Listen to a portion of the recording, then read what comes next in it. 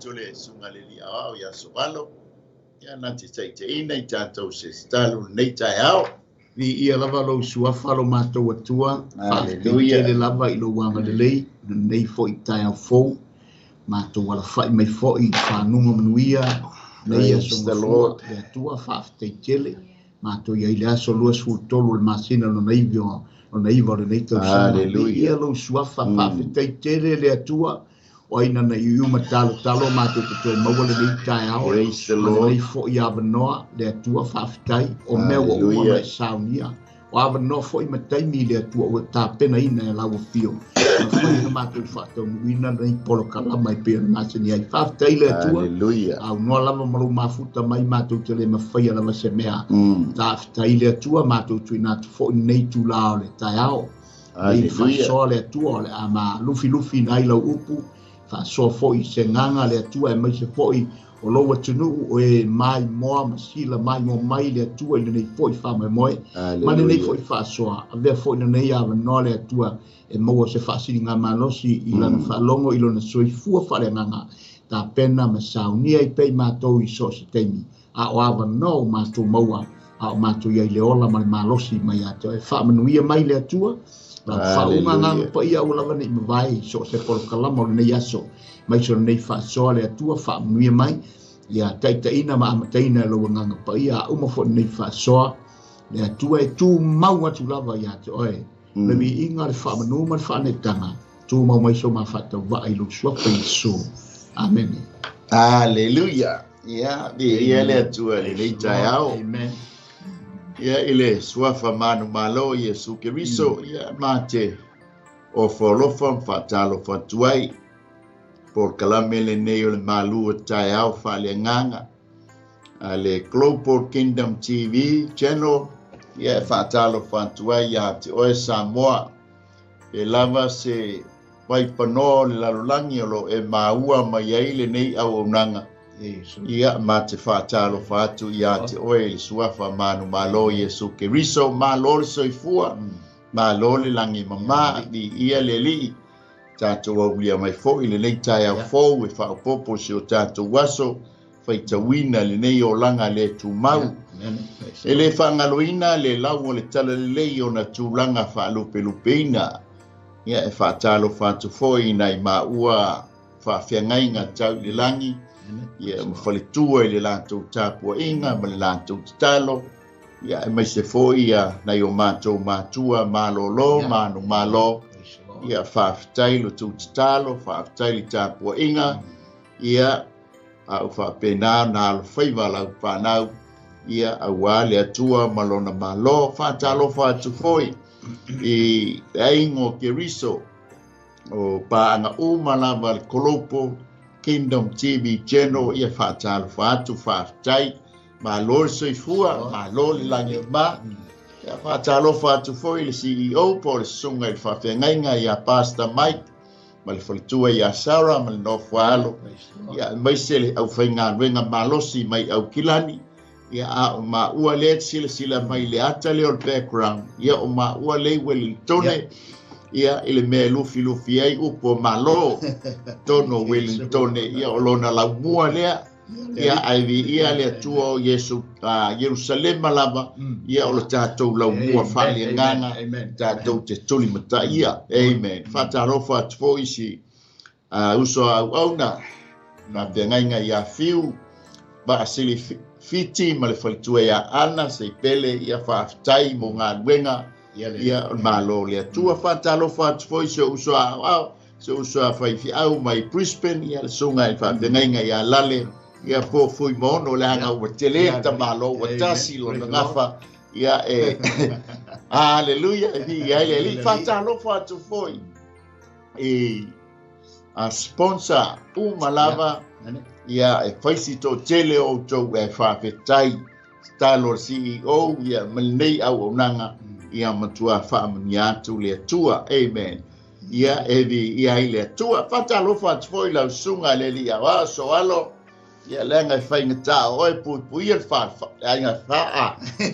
Alo so i fua, ma lo langi mama. Whaftai le atua, ma lo whawhinoi, ia i le atua ua umana e whola fōi le tā whala, ia mwhailo fōi tūlanga e pēne i lau, tā whawhelo ia tūna maru le atunu, ia mai se fōi lau whaingaro ngapa ia le atua, ia ma tatu e kalesia ia ma fo yo e wa pensione malolo ma venga le tua vi ia le tua ia we love na fo isuafa pe na e fa no mai fa ma urunga mai ia o lau saunanga o a fo nei fale tate e pitu o ta wa ia se le ai e ma ta warta va ia Jerusalem ia o a mai Jerusalem ma urunga o a mai Jerusalem o a mai le tatu wola fale nganga ma tatu te fituringa ia o lo tau fituri ia tatu te tatu tini le fa mo le tatu mawale ai le ala tatu te va vai pie ia e pei fo ona fa ai mai lau sunga le una le ia le tu le fo e manuia lava tatu te feilo e fo lia songa fua vi le tu e fo na yu talu la tatu e mawale nei feilo inga ile nei fo ia so lo su tolu nei le tu so le wa anga i mari tau sanga ina tau fa yu le tolu masina yon tatu tini fo ile ai i tau lo mea ia ai mai te fo i o fa i ungo me umo nei fo tau sanga vi ia le tu mo na lofa ulale sini na mawa lunga le le a si mea o le a me o le soifuanga nei ia se au mai nei mea a le soifua ma le ola tulu i o lo tatou maua i lea tae au ma le aso o ia o le ase si me o le aulo le o whainga mea whai on tatou maua i nei awa noe pe o le pokalama na poa a le sunga le whawhengai o awa noe le toi maua whape e toi isi awa noe lalo le sunga mau si tulau sa moi lau whaafonga anga le toi isi awa noa a o le awa noa le tatou te maua me whanu tatou whalongo i lana fionga ai maise o teimi o awa noe me whanu nei whaonga te tau inai e pe o le tala atu spaia e te tau na whaonga ina o tatou waso ma o tatou teimi langa o aso ne walenga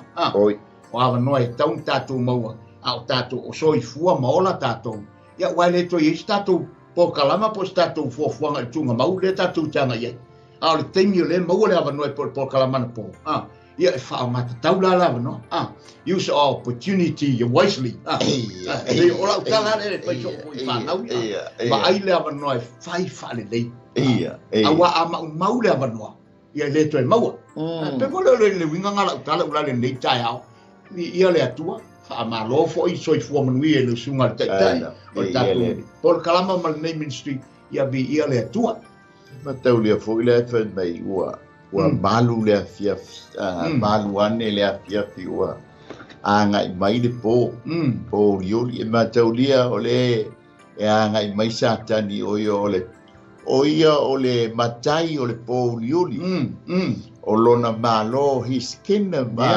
o lona malo o le malo o le po ngsa e la tapena i tatou nge misia le avangoa ia o na maua rolore tatou e le ri o le nei lalolangi langa o ia o le matai o le pongsa moni lau ia malona malo o le pongsa ia e pe ona il po kala mafiu na po ia sa mai wa pulu nau e tu pina fa nga me na po kala wa pulu nau le nganga i fo le la le tatou te vai e tatou pulu nau te minei pulu nau ya ai pawale me tatou pulu nau ia ia tatou maua le fina ngalo le atua pe ona mai le langi nei tatu te pu na i langa ua nganga i fole la te mila la ori na o lu mala e ma ua nganga i fole la e pu na o ori fa pa fe lo il tanga tale o le tatou tu si fai tau sa moa ia o le mo konito si fulu lima ia fai o mua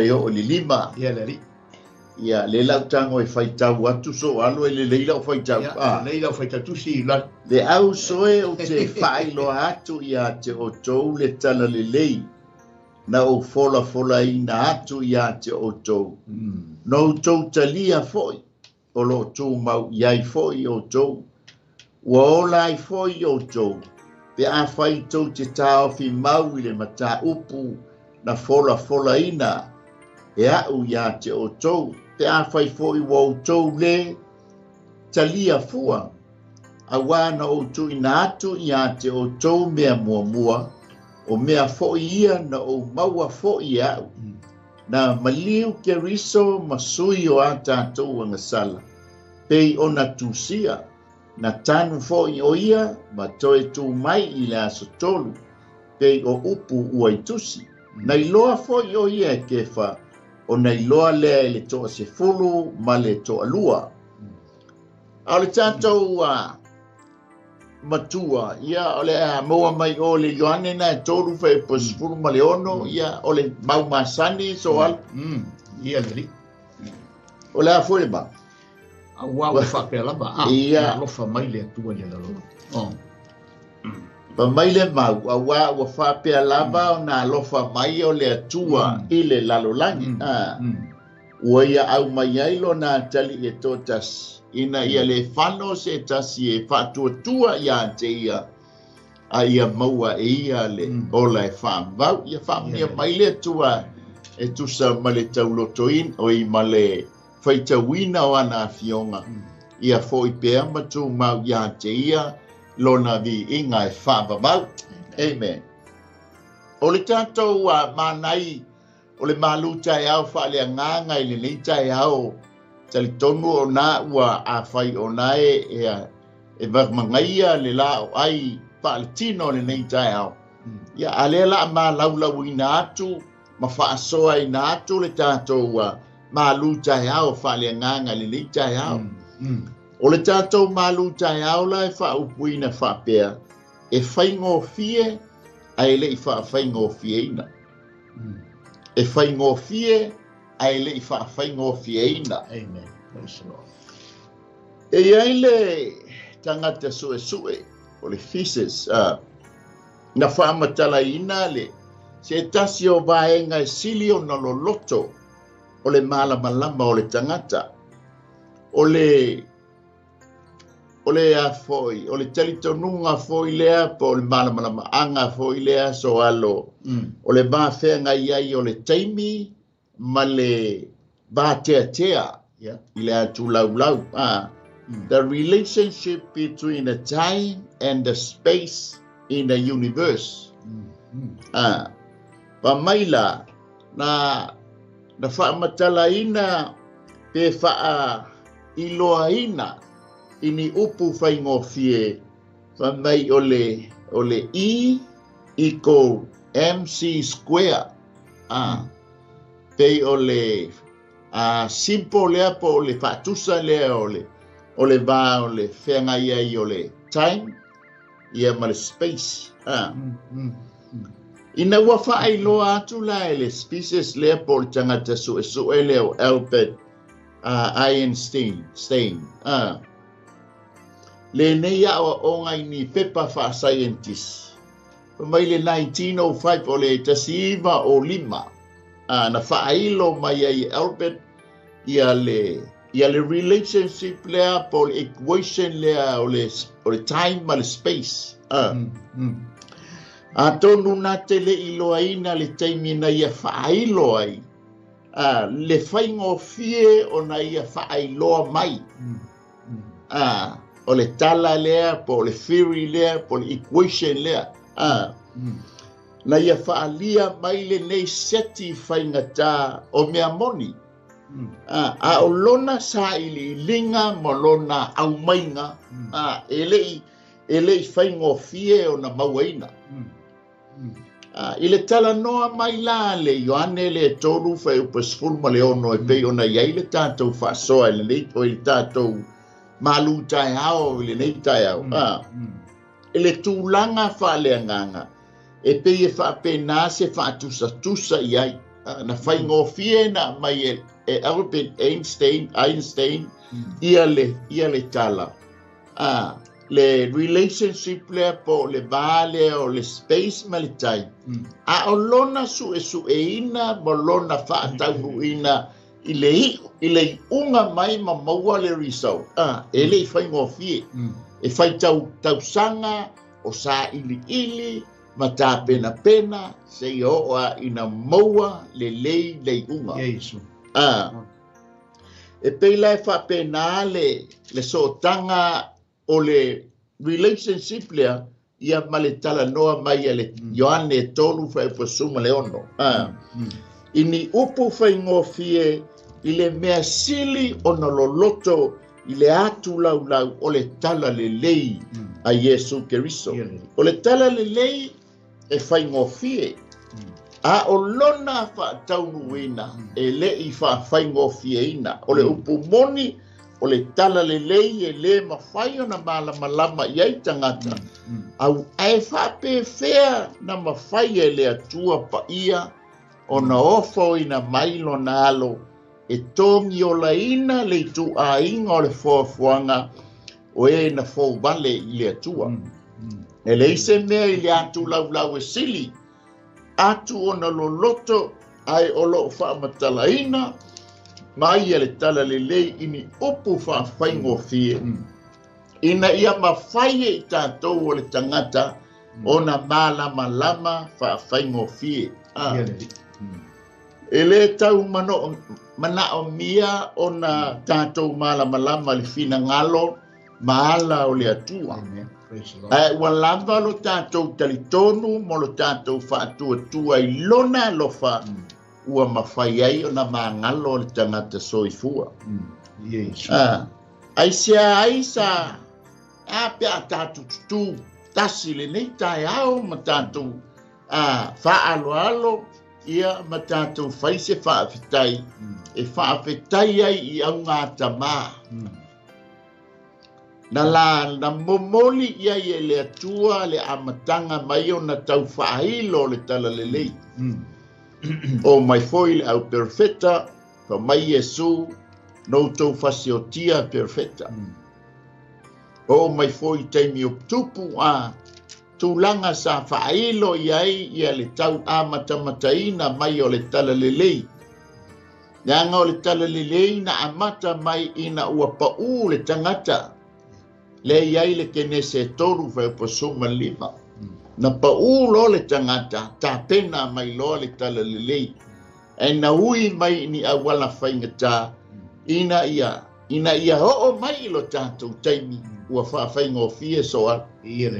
Ai a whaila soalo o lea ua mawhai e Yesu Keriso, o na whaafai ngofie ina le tala le lei mo i tātou. Pei o na whai mai le tā whaasoa, e whai ngofie, o na tātou whai tauina, le kenese le tolu sfulu ma le tolu, o suma le ono. A o lona whaatau nuina, e lei whaafai ngofie, ina pe lei whai ngofie. O na, leanga na maliu le alo, ina ia to paasalaina le tangata na pauai le tangata. Aia, ia maua e le tangata le tala le lei, ina ia aua nei whana o ia, aia maua le ola e whaamamau soa. A whaila ua whaafai ngofie Yesu Keriso, na tātou maua le tala le lei i ona pōne, o le whaafesili la, o le asia tātou ngā nuenga e whai i le tala le lei, le ua whaafai ngofie mai, ai lei whaafai ngofie ina, lo na whaatau nuina soa. Peisa u whaasoa, ai lei tala ina tam taupu. Ia le atua, whaaftai lewa e whailo le lupe o le tae au. I tūlanga e peo nei ei le so tanga mai o le tusi i whaitau. Ia malita au tū le tae au nei. Wau whapea lava na alofa mai le atua i le lalolangi. E pei ana e sau noa lau sunga le teita. O lea ea se mea tātou te le tūlai ai whaaro alo. Ma tātou whaafetaia le alofa. Ai ea se whaafofonga mai, ma sila mai mo mai. O se tangata fo i o soifua i le lalolangi nei. Se a ea se mea le tūlai ai whapea whaafetai lo mali i Yesu. Whaafetai e peia ona o tā whamatalaina tūlanga o le vaenga lea le wai o i eidale. E pei o le upu fo i lea. E ave ngō fie. E ave fua. Ai le tau ngō fie. Whaatusa i ai fo i le winga o tā. E ave ngō fie ma oi. Ave ma oi. Mai Yesu o le vai leu te avatu. O mai o e fie inu i le vai. Ai whawhena maua le vai tola visiri. Whawhena maua le vai. Na maua se awala whai ngō fie. Le foi lau e toi pai o e peo nei, e foi sa iri ngā māloa lo tātou atunu. E peo nei toi e ina o e na masoelo lātou soifua. Sa moa i lau whaafonga. Leo o tātou sapi masao i mao malie. Leo o tātou oli ai o oi freseu. Wa aisea, o le lātou tau mawhinga mai se ala. E mo i sa whawhinga o fie le tātou vai. E pei fo lau pule le whai tuai, e whai anga i tua vau. E mamao ala e sabaria. Ma mao i o awala. Ai pipi i o tia. E pei fo lelo le whaingo fia le. O le whaingo fia i ana. Ona whangai le au seu. Le au vaenga i e whai barea. O se awala le upu na ui e tuai. E le i whaingo fia. Le ngau sa. La le lave. O ala na uia. Sea, o le taun whainga ia maua se ai. Ia maua ma se manu. Ia a wafo i se tau maftanga. E whapena le winga o lau whaasoa. Ma lau whaari mai le porkalama, ma le talaina ta porkalama ula le laso le nei. E pei o le winga tonu le nā wa e tau. Tā lofa, e o fo i ate i lātou, i o tātou ta mana lātou whengai ma le lili wina le tuspaia.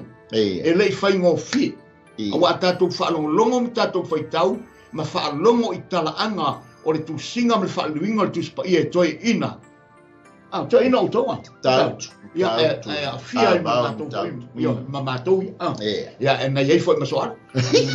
Ali du vale. E foi le na fai mo fia. Sa ye soal. Sa ye soal. O fai mo fia na to ina fai nga renga foi le. Le o tato fai mo fia tato ai fai tau. O ka ma nei o nga renga sa fai. A tato man tato fa long fa mai. Ta si le aso. Ta si fia tau sanga na li liwe na to ina. Fai malolo. Uma malolo. Ya.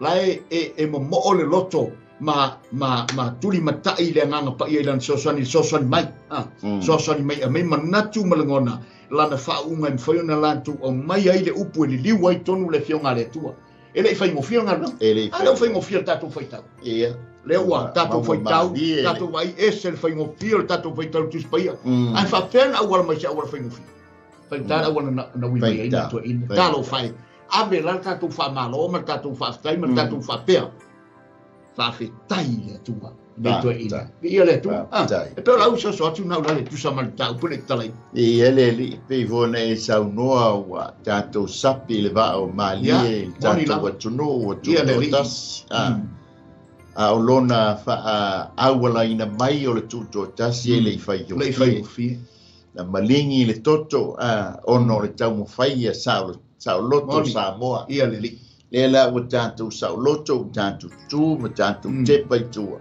ele fai ngofie ia le ala mai o sao loto Samoa fa pena foi la le wingo tanto tau le o tanto fai ngofie no fai tawina le afionga le atua le tanto ngana ai le fai ngofie lo na amataina mai mo na asa mai o le masu o taiao ia ono le tau mo fainga ina ia fai ngofie lo tatou tōpulanga ono maua le upu le atua leo fai ngofie nei mai tau ua mai ilunga o mo meo telefoni Amen. Asa fa fai ngata fa pena foi la fa o tanga pe ona yai le tato wa fa soa po le tato malu tai hau fa le nganga le nei tai a fai foi wa ona wa ala le lunga o le la ai fa le tino le nei tai hau po le lau a o ta pena mai ele fanau se puti se fas falawa se tulo le alava le tapenanga a se sualaisa po se kopai koko Samoa so ya se fas ye si foi ma se fas po ele fa ngofia na maua so ele fa ngofia ele ngata ina usu le fanau se au mga wenga moni la sa maua li sa langona le ba sa langona le bai ele fai ngofie le awala mai o fa maniana po mea tau mawhai lunga le lao ai sa fai ngofie ele fai ngofie ina le ala mai lunga a le tātua nganga le ngei tai o le nganga le whaafitai le atua i lana whaasoa whaafitai le atua i lana whaasoa i mea ai ma mea inu tātou whaafitai fo i sa tātou momoe i le pōngi sa tau mate fo mea te tai pe au lia mai le nei tai au o nei li fai ngofie lo tātou wasa mai le pōngi sa moni la whamata e fai ngofie ai le o lo o iai le ali o le pōngi sa e whaalabe au e tō wha ma tātou momoe ai tātou whaafitai ai i le atua o fai ngofie lo tātou wala mai i le nei tai au ona sa tai folau mai mata lo tanto wetua fa penga la tato fa le malu tai ao fa ia nganga e sapi lungo le la ai wa laulo mai ai mai se tato sa ola sa mole o tato wo mai e tu nei o le temi nei o lai e bebesi ali tai ao a faila timu ai mai se aso a fua to a timu la le va be ao ai sau wa susu uma aulama susu uma lala se tulo ia apalo i pa ole buka ia ai baba ai po firme oso mai elto ina ke o tata i ta bala nga fa tamala amen sa ole ai fa dai ole o tanto sapi maua fai ngofie mea ai mal me inu ia e whaatai i whanau whia ngai whia au mga luenga soa. Ia le o te toi tala no ula le vaenga le ngalenga e malingi e uloi matai vaenga le pētua tau.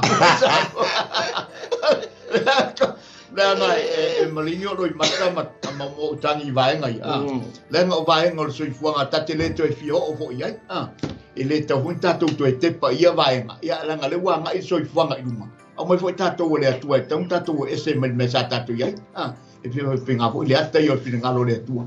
Ia o tātou te noho fo i pen me tu mau. Ia o me le mo e tātou loto. Ia pe o tau mawhai e te sau no i. E le ngalo. E pani whatoto na ina vai. Au wha la foi o le o e sau no. E sa o tātou te le. Ia. Ai fa mei Paulo e au ngā le tuana. Ia awasia o ngā molu muna. Fa ko mana ia fo ila le fa soa le sunga i fa pe ngai ngā mai lando i savai. E ma tu te o mai ai. Sunga ia la fa eli tau forsua. Ia e manatu ile mea sa e amata mai ai. O le teimi sa tātou amata mai ai e le i whai ngofie. Moni la. A lea lawa e sapi i manuia.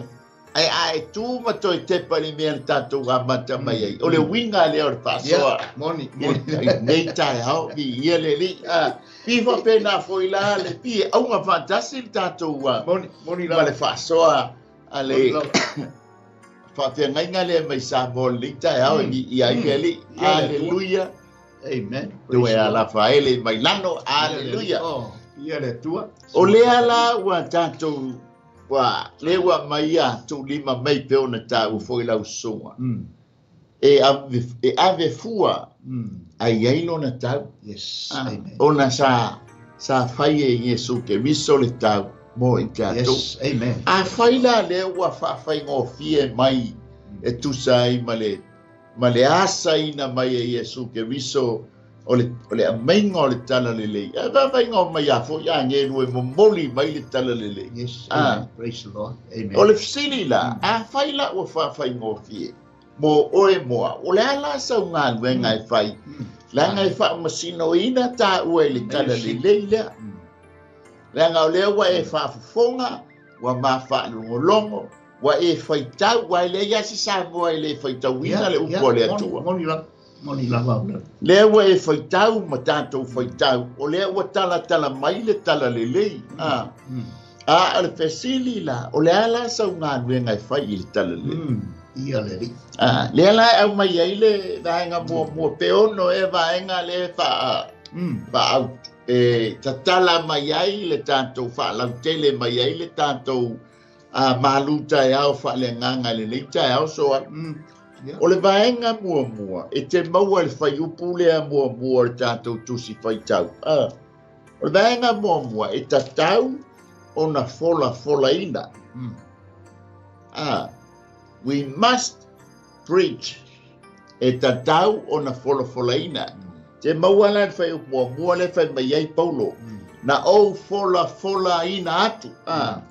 Le au soe o te whailo atu ia te o tou le tala le lei na o fola ina atu ia te o tou.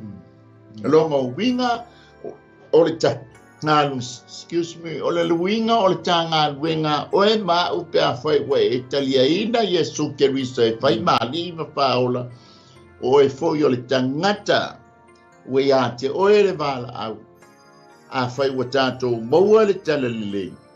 E tatau la o na tātou fola ina. E tatau o na tātou whaia o ngā ina. E tatau fōi o na tātou whaailoa ina. Ia lamba le awala utu ina atu e le atua ia te oe ma. E tatau la o na whaailo. Pea fōi o teimi o se unga. Moni la. E maua loa le lupe. E le na nā e tatau o na whaailo. Ale asa u whasoa soa. Ma neia tele. E whapea nā le whaivo mo tautai. Tautai e sele. O tautai mata palapala se turau Samoa. Tautai o le aturu. E iei o lātou whapea nā a whapea. Pe asa mai lea vaenga o le auso le lātou te. Le whatama soare inga le ilunga o le tai. Ia a tele fo i le aniata. ia ta ia o mafai ona fe pi ia i pi ia mare de fuare ia ona fa so le na tu fale e pe ne sau no ia ile tu na fa pena o fa so atu e fa fela e pe ona e sau no wa sidi le tu ma e fa fela on tato tongi de taule le taule o e sau no ia ile sunga te ma nei fa tu mal sidi de e ia ile tato nga renga fai fa fela tato fa so atu le mere e te tauna au mai a te tātou ale a mai le tua tasi a te tātou o mea lofa i ale nganga pa i au whaira mai a te tātou e whaina mai le poto ma le iloa ma le malosi e whaina tātou ngā rui e whaina tātou maua men tātou sa i le atu le nganga le tua a whaila ua i a te oe vaenga ia wa umana o oina ma whain mai le tua mea lofa e tau whaina te tātou on tātou tufam wha so atu i olo mana o mia ye o lai e fia mau so swani de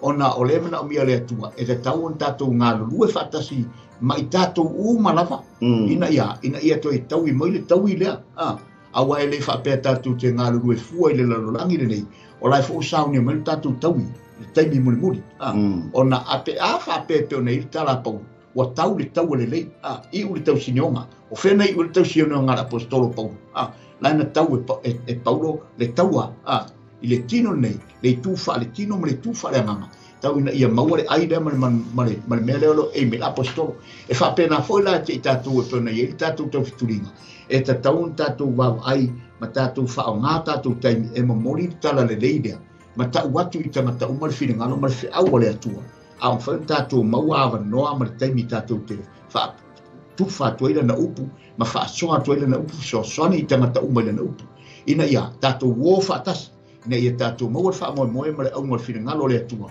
o le langi ma le ola i fa ba o le taula le mana oile atua e to wa so se mea e o mai fo i tangata te mau lulunga ma tangata tau o profeta mustaurang mai me whainga tuai mai a apri amo e o mai lava i lan whanau whanau pasi mai a tawita e ai mea na te tongi o le tau na te tongi e tangata i e ai mea na te tongi e tau mwhai ina ia mana o ina ia whapea ona iai le manuia o le atua e pasi mai lesi tupulanga ina ia manuia i latu e ala i lea i tātou whaaso atu ina ia tātou mwhai tātou tongi le tau lea na whaatau ina i tātou le tau uma whaatau ina i tātou Iesu pe lau sasa me tunaula pāwhitai mo le whaasoa re vaenga mua e tātou ngā nuenga te tau na tātou a whai pe a whai ua tātou maua le tala lei o tātou maua whawhai ngofia ina e leli o le te tau na tātou whailo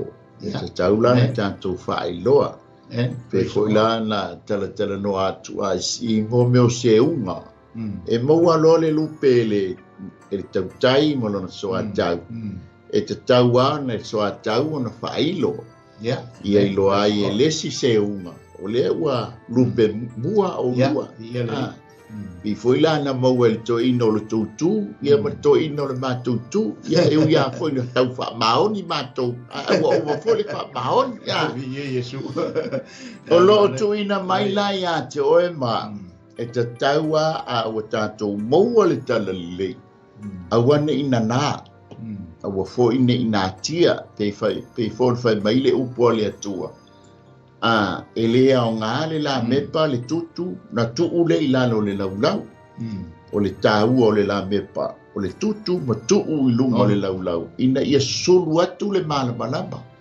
o oe la mahau o le malamalama e wha malamalama ina le tangata pōngi sa e awala i le upu lea po le tala le leia le atua lea wa e maua i le whaingofie na whaingofie ina mai e lo atua mo le tātou atua i ante oe ma o te whawhitai e foi le tātou CEO ona o le Paul Kalame ma nei a au nanga o le whai le tātou ngā luenga o le whailo lona malo o le whailo o le tala le lei lea na fi o mai Iesu e moli mai i ante oe ma ma tau lia o le whina ngalo le atua auane i whano se tasi a ia tātou maua atu maua le ola e whaamamau o le whina ngalo fōi o le atua ia o tangata uma i le salamo so e le mawhaila o na malamalama le tangata pōngi sa pe a tātou maua le tala lelei, o nana le o le tala lelei, ai le whailo le tala lelei.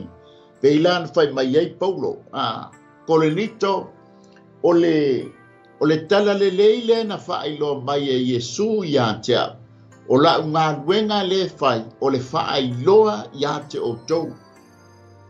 O le whailoa ia te o tau, ina i o tau malama manino, i le tala lelei lea na mai e Yesu ke riso ia tea. Pe fo la ona tala e Paulo i o ia Efeso. Ma mai e Efeso, o le tala lelei pole kalame whaataatia le atua na nātia. Ai whaafitai wa whaahali mai ia tea. Wa whaila au ma ipu e mo lia le tala lelei. E le whaingo fie ia Paulo o na avea o ia o le apostolo nu ese. Sa fetaui ma whaafita uli. Sa hae maunga ifo vanu, na i ua ina tuu i tutono al whale pui, ona o le tala le leia Yesu Kerisi. A lea la ua tātou maua le whaafengo fie ina mai le atua, ai le tā ua la le tātou maua, ona tātou ai lea se i tulou le tala le lei. E tātou lava la ona whailo le tala le lei. E peila ona whai mai aia ma reko le suruono whai pasuma lima. Ua whetala ia tu foi o ia te ilatou, o atu ia o tau ile lalo langi uma, ina ia tala ia tu le tala lelei i tangata uma. O oe la ma ua wha mealo whaina, ma ua mbala awina, e tataua ona fola ina, le tala lelei, a o maua lo soifua, maua le maola, ai le i mai le vala au, ea, tātia watu ai leisa tānganu. O le tānganu wenga la whaale ngana, ma le so swani o le tātou nā tūwha le tino, o le whailo o le tala le lei soa. Amen. Melo whātoi, whātai au o nanga, iai fo inisio au o nanga i lunga o penga ta whailangi, o lo tātou whaia le tātou ngānu wenga. O le whailo, ma whailoa, ma fola, ma tā lai, lea, le tala le lei lea wa mai ia te oe maa wa leo mai ni angelu soan. Wa whai oe maa, e whai maa lima mabai, e whailo le tala le lei lea, e winga ia Yesu ke riso malana whaolata. Pāftai whoilo soifua soan, tā mawale ne ia avanoa wa whai ta wina ai i tā ua, e whai mai e o lo mori molia, le tala le lei o le malo, le anga e wha masino ina ai i tā ua soan. Ia Yesu. Lea wha meia le atua. La batu ia o lua la tala le lei. Ai batu lua momoe ma le tala le lei. Ai le ale wha ilo le tala le lei. Amen. Praise the Lord. Amen. Tā mai le vaenga lona lua soan. E maua al whai upu na e lua. O le vaenga lona lua e te tauana whai. E ta tauana talia ina. Le tala le lei, peilano o whaia, o le fina ngalo le atua, ia o le salamo i tangata uma. A whaila le ua whaia le tanga luenga o le whailo. Amen. E ta taura i tangata whaalongo. Ona talia ina le tala le lei. Le anga e whaamasino ina oe, whaamasino ina le ta whaalongo e tusa i le tala le lei. Le asa soani soani. Meila na fai mai e fai upale mo mua. Pa mai na. No tau talia foi. No tau talia foi le tala lele. Ia le tu or me taua na ralo talia. Ea. You had to receive. E aun tatu talia. Awa e peolena e o toe whamanino pealanga e saore i numi di whau. Le hai. Le vai e au rale peona sau noi le amatanga. Ranga o le tama o le matou whaitu, ma le tama o le whaitu. Peona vai mai e. Ia e peila ranga whaitu whaso i au mu. A mora upen whailo le a. Ia a ranga la ua mo e lupe a. Ranga ina whailo, le whailo lao leo ngal whailo le a. Nā po ia i upo le atunu e maua mai i teimio ta seu le atunu. Ia, te o seu. E mawai upu e tele o tatu waturu. Ia, o le tāua lana, o le whailo le nā. A langa lo ma le rupe le tamale. O le me tāua la, whailo i roi i tangata. e loa i le tama le oi wa maua le lupe le uso le o na le wa maua mo le lupe tama e mo se lupe fa se o sa o na me lo fa ponga sa mo e peila le e avatu le fe au ona o le meta ua le lauta o mai talia le upo le tua e pei fo i na sa no la le e au nanga o lo tatu ia fatas ta ua nei au nanga ia mai se fo i so se au nanga i le tu male mea ta ua i o lo mori mo o mai ai le tala le tala le leile o Yesu e le fa pe o tau mori mai ni no ni lotu ngo tapua inga ngo tanto no male ai o le upu o lo mori mai e ao ina e talia faailo faafea e le au whaingaruna, faailo faafea au na le atua, faailo le fina ngalo le atua, e ala i lana upu, awane ina tia peo ne saunua, e le amaia tātou te nofo, tātou te nofo file mu, wa lava lea, wala umea le mea lea, lea i e leo sau mea, e leo sau mea fo, le mea lofana mai le atua, e leo sau tusipaia, e leo sau lotu, o le fina ngalo le atua, o lana tusipaia, o lana kalesia. O mea laia, le tau whaailo e tātou. Alanga le upu. Amen. Tā lai le upu, moli le upu. Lai fia whaalongo tangata, lātou te leo iloa. Te le tangata o lo lilo i la mepare. E peo ne iltala tusipaia tu ilunga. Peo na e saunoa. Tu ilunga o le tunga la mepa. Ona susulu atu ilea, o le māmalama. Lai fia māmalama le tele o tangata. Whapela na māmalama. Pe a tātou le tuoi luma, o le tātou whailo. Mo moni le upua le atua. So se teimi o tātou iai. Aua lava nei te mawaisava no ti Apollo ia. E ofi mai teimi o tātou iai. Tele polo karama e sau e whaasala bei iai. Au nanga. Mare mo mori atu le upua le atua. Poto foi sa tani e ngā ruenga o tau whai mai. Ina ia tau whai lana pitola au. Alfin ngalo le atu e mori o te. Ma vatu le ina ia mawhai ni talia ngofia i tātou. E ui ele i whai ngofia le awana ni whai a Yesu mo i tātou. Lana whao le tanga mai e pene sao noa. I le tā mau au tūlea. Ai le i whai ngofia i le whati nonga i le whina ngalo. Ina ua tawhatasi ilo na whina ngalo. Ma tu ina mai a ilo na alo e tōtasi ina ia awana i whanau tātou. E pelau stoe e sasana tunaula. Vi ieleli. E tatau o na talia ina. Amen. O le vaenga mua le lefa mai e Paulo. No tau talia foi. So le taua lea o le tātou talia ina o lana tala le lei. Leanga a whai tātou te whaalongolongo ai le talia ina. Lono winga la e whaamasino ina i tātou i lo tātou whaalongo. Leanga o le tala le altus pa ia. Whai mai lea nganga o le whai talinga i nā whaalongolongo maia i le tala le lei. Le pēna ave o tusia angelu i kalesia. E tā ua la le tātou talia ina. Amen. Lea lai whai mai ai i ale Ioane le mua whai pasuma lua. A o lātou umana talia ina o ia. Ma whaatua tua i lona suafa. Na ia avatu iai o lea manuia. E ave ai i lātou ma whānaua lea tua. O le tāua le o le tātou talia ina o le tala le lei. E ave ai oe ma o atali ipo o whānaua lea tua. O le whaamonianga fo i lea o le tātou talia ina o ia o le tūsia i o tātou ingoa i le tusi. O le ola po le tusi al tamai mamoe. O le taimi tātou te talia ina ai le tala le lei. E awala ia Yesu ke viso malana whaolotanga po Yesu e whai mo wali i mo whaola. O na tūsia lea o lo sua whai le tūsi o le ola. Wha mai lea e le pule ai la le pule a le oti whaalua ai tātou sau whanga atu le ola e whaababa. So o le tāua lea o le whaailo o le tala le lei e le ngata ina mawai lau au mea o i lau taui. Amen. Ai le ngata fo i lea. O le whai mai e Yesu le Great Mission ia po o le e whai i tātou teo e tāla i atu lona malo i tulu inga o le lalulangi.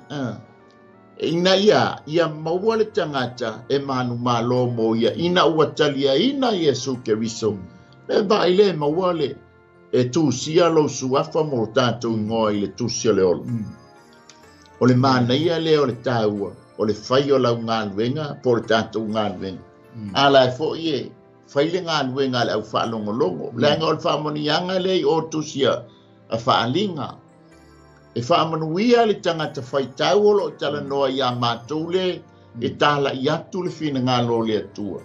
E whaamanuia fo i le tangata whaalongolongo ina uanga lue ina lona loto ma lona whina ngālo e le anganga o le atua o na ia talia ai leo Yesu Keriso e whai male i ma whaola o na maua leo lona pale i le ola e whaamabau. E to e tūsia lona ingoa i le tusi o le ola. Tusi le tamai ma moe. Amen. Le sa afi mai ai le tusi a whale. Hallelujah. Amen.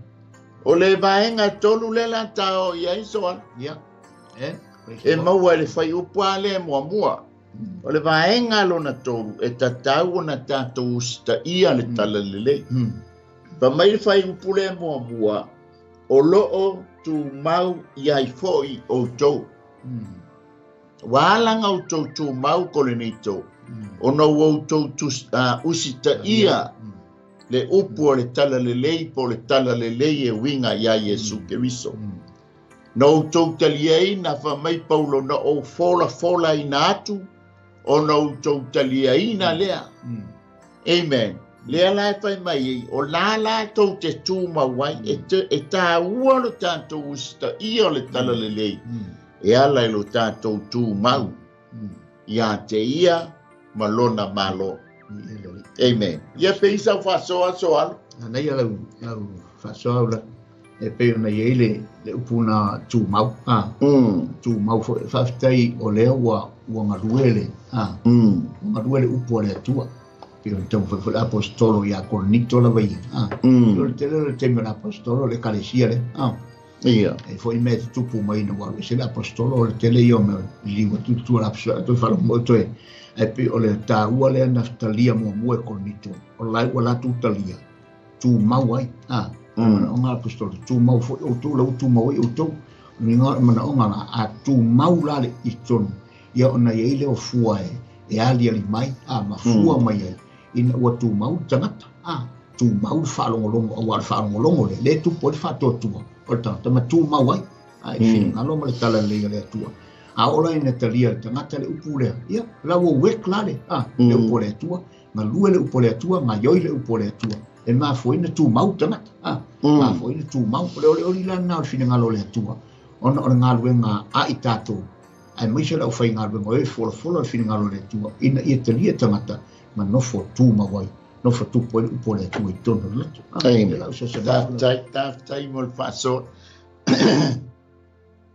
o le taua ia o lo tu mau ngānuenga soa moni e li fa fai ngofie fo i lo umi tonu na ngānuenga moni la o na wa sa e ui mai fui sa fa fai ngata o na e a vea o e mastakanta tu mau sa e ui mai le amatanga i le fai ngofie uma atu le tausanga mua ma bae atu le tausanga lua se o mai le se pulu tausanga pe ia ona taua e la ngona le vai e la ngona foi le ba e le fa fai ngofie lo wasa ina mai o tausanga e fia ia wa e tu mau e stono la ngāluenga amen pa pena foi la ia tātou la o ai whaale nganga, o whaale tino. E le whai ngofie o na maua le la o ai po mea ai lungo le la o ai. O no le tū mau o tātou whanau i ngā ruenga o whai ngā ruenga. Sa mai le ngā su o le tai au. E le la vāle tai mea usu ai, e vai. Ai sa ono sa ia Ona ya, ele fai ngofie le mau wal fas palawa i lungo la ai soa. Pe ona sa no rai wai. E ala na tino mai vai ngai. Ia. Ona ola ole mel ngaruenga sa mau mai tinga. Ia. Pe fo le la fo e tau mai tuspa ia. E ai mena tinga na yo o au. Ia. E le ai me tinga ai oi mai tinga nai. Tau ma fai. Au ngale ia tu e pela u pole tu le na tau fa so ma wa ale ai le usu ngalo ti ngaia ma fa ta ia o le ala ma fa al fa ngo fia ta o ngalo a se upu i lo fa ti no ngama le la sia mai o ta au le a tau le fia ti fa ngalo la ta te va ai i lu matu i le me maua mo tau i le ono le la ta te ono va tu se tu lo sa mo le fa fonga ono le a ti nga ono le ia maua se mele ia mau le lau ai ia tino mai le lau ai fa tino le lau ai maruta ya e fa tino ia le lau ai mo sauta maftanga mo sa ma ua me ai ana tino mai le ua man fa o tupe ia na tinga nai o vaenga i o lau ngaru ngai pa sau na e ta wasa mai le ua tino mai ali mai fa na ia le e fai ngofie ai le fai ngofie moni la ale taua i o le tu mau ke roi ke umi loi la ngan we no pe o le sifi a jo a fai o supervisor nga sa wa fai lo ko ya ma fo wa fai ngofie ya te oe a le amtaina mo lo wasa ina mai ele fai ngofie moni la amen wa pule a oe wa fo lo wa pule ole pe ya fo yo le hala i le pule o le tautua mon i fa penale na mon amen ma mai le roma mo ve upo lima wa mato maua mai ate ia le alofa tu no ma le faiva le apostolo ina ia iu ina ana i le fa tua no o malava o lona suafa o lo ana e te tu mau mai aleluia o le whapea mai foi leo le roma e ono vai upa suman fitu aia whapetai i le atua e ui lava ina whai o tau ma au na ale angasala au o tau ngā wai nei ma le loto i le wha o o le upu na tu ina atu i ate o tau amen wa e le ngata ina wa e ana i le upu a wa e ngā wai i le upu wa whaatu mawina i lava oe i le upo le tala le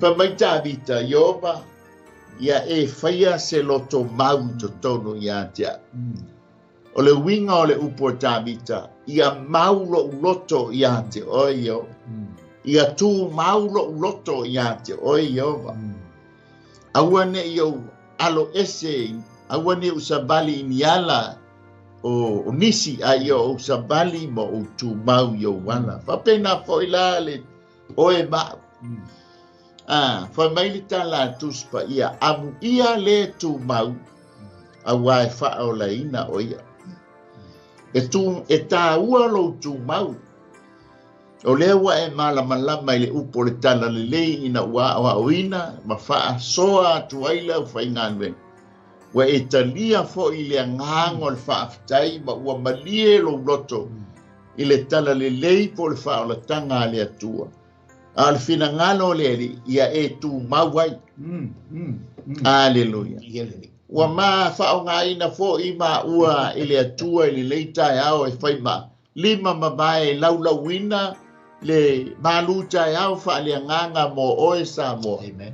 Ona o loo mātu mau ia te ia malana tala lelei malana wha o la taka.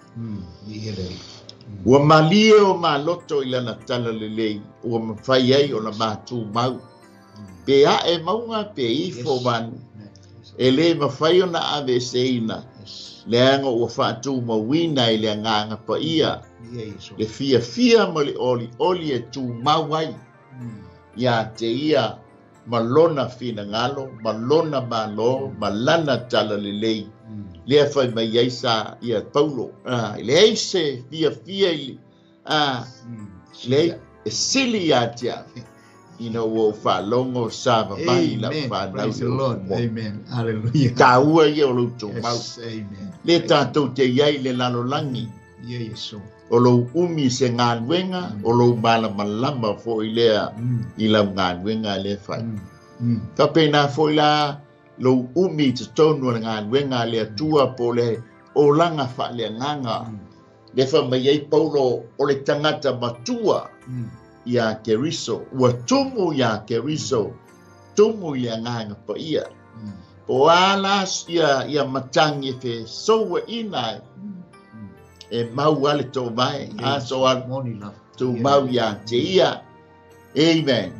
Aisia, langa mau ale pale o le tangata tū mau. Pale o le ola e whaamabau o lo tala noa i le tangata tū mau. O ai la sese o le ale fia e tū mau i lana tala le lei malana wha o le tanga. O no le maua lo ta pale so alo pe ata tū mau ia Yesu malana wha o le tanga. Amen. Aleluia.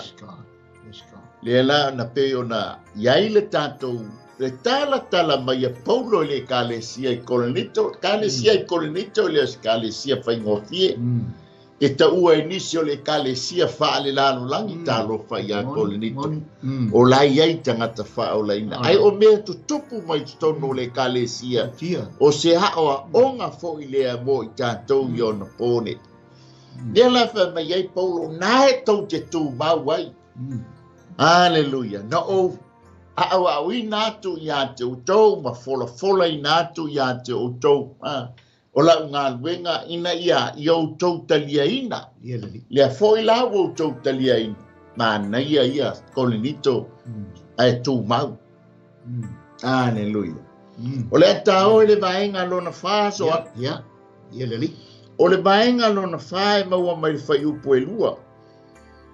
Vaenga lona whae e tatau o na tātou tāofi mawina. E le ngata na e tū ma e mauai. Aia e tāofi. Aleluia. Whamai ua ola foi o tou.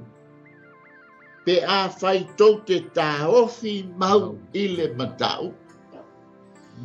O lo tala noa i le hawa onga lea na oa uina ai oe. E winga i le tala le leila lea tano lai tāofi. E le ngatana e tū mau to tonu o le wha o le tanga. A o le tala le leila na oa uina ai oe ma ua malama ai oe. E winga i a Yesu malana wha o le tanga. Ia ngā luenga mahe a Yesu ke riso na whaia le lalolangi. Tano le a puti ma tū mau, oi ma tāofi mau. Ma taulia fo i le tala fo le soa. Siri tamai titi. I lana wo, mate mai po feale, po feolo lima e ola pe matele. Pa mai le tamai titi. E fua le ola, fua le matele. I le nai lai lo lima. Longo winga, o lo lima e tāofi ai. Ia peisa u whasoa soalo. Ia le tua, ia le ri. Manea whasoa le sunga te tai, dali. O le tū mau, ma le tāofi mau. E peo upuia leo tate te tala ina hore le mawhaiona soaswani mai i le tā au tū lea. E whai ngōwhia, ai le i whai ngōwhia ina. Ia peila lea tate o ola i vaenga lea. O le tū mau, wawa te o le saunoa.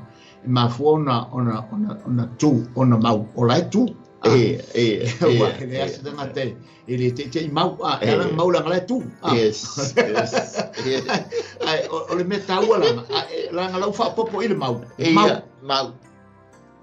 a fa mau vo i fa e mau le la papa vatua sa mo le fa ponga e o fo ila ile taofi la fo o mai taofi lo inga taofi mau to e mai ma upu mau no inga ia wha mausalila me ia lua. Ona area, ona atoa lolo le whi aurana mamoli mai la apostoli atu. Ia tau Korinito. E wha pēnā fo ila ia tātou. A wha pēr tātou te tū mau. Lai ele tau i pēr sauna tu teita. E le ngata fo ila a umi fo ngā luenga. Ia le wha pepe e se ana le olanga ni mele lolanga. Ia ata pēr na sauna ulale.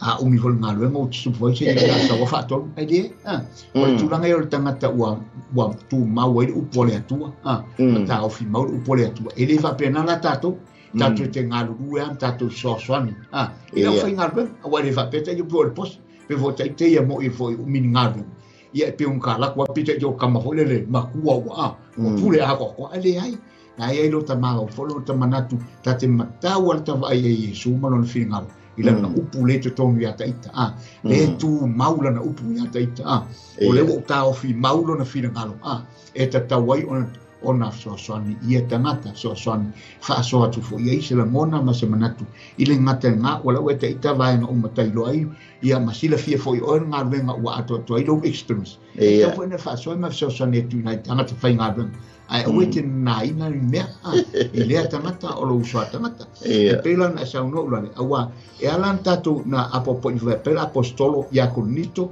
le mata fo la tatu le apalai ma ya tatu io tatu fo ia nga tu langa o tatu ine o le tau ale ina ia tau fi mau tu mau awa ia lo na tau mata mo fia lo na tau a foi te mana mia e te fia va ai le tau ile ya se tatu wo ile la tatu loia o le tau ile la fatali mai mo tangata tu mau o pe mai le mau na e mai ni ngai on po na o le tu mau e o ile fa mau fa la mata mai fa la ina ila to na o le tu mau fa pe stand firm tu mau ele va pe mai na o le o tu ele le mai mau lo inga tu mau lo inga e mau lo tu awan ni to fa le tonu lo tu ai o foi lo tau fi mau au fi mau ina ia to na va ia tu le tau ia la fatali me motato la so san no mi ele le tua mai ia ni tau o illustration de ba o paulo amen mai lole ai ale ngata ina mai o se la au le mai o se fale le fe mai ai paulo o le fa bai o Yesu ke viso e tātou te tutu lai lunga o le wha mai. E mauai lau tū, malau tū. E le te o fōi wha mai ia ina nua nau mo se fia ba aile. I fofonga i o. E wha mai ia le atua, o le a o tango e wha atu oe. I le mābai o le papa. Ia ma le vai papa. E le ngata ina tū i le vāu papa i ua. Ai o le papa ua māmae po ua bete se i tūlo. O na whātū ai le lunga o mose. E peila o le ata fui leo tātou. O lo tala noa ia papa ia Yesu Keriso. Mataulia foio. Whātusa Yesu Keriso i le upu e leni o le Petra. Le winga o le upo o le Petra, ia o le massive bed rock. O tamata mataile i na ua taulu fale fo i le nua Isala elu. I oi, i le no o Jordan. Wow, Jordan e iaia le aile o mata anga i ta ua o Petra.